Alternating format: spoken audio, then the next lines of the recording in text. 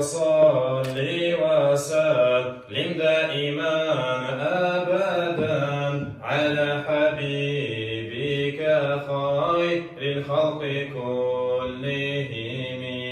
مولاي صل وسلم دائما أبدا على حبيبك خير الخلق كلهم.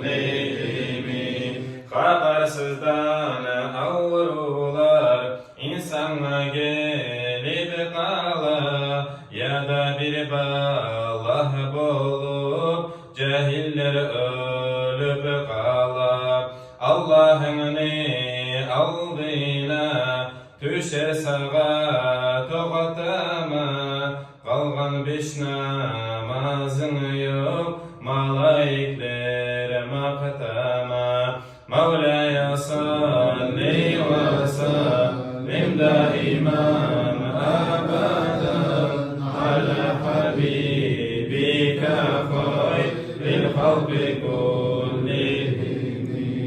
Allah aytsa hey kulum, yaratkan edim seni, yaşav bulan aldanıp unutup koydum beni.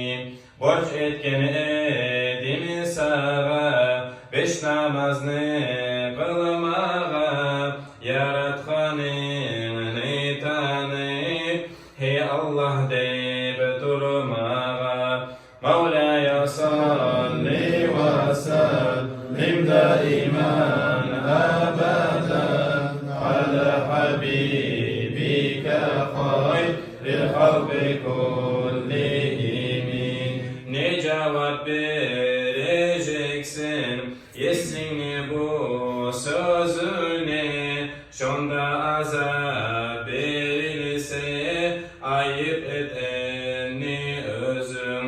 Oynama namaz bulan tanıp yürüyesini, aşağı ağut yenice cima kara esini.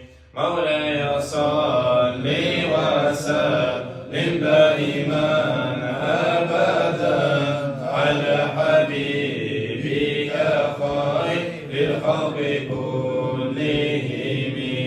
Mevlaya salli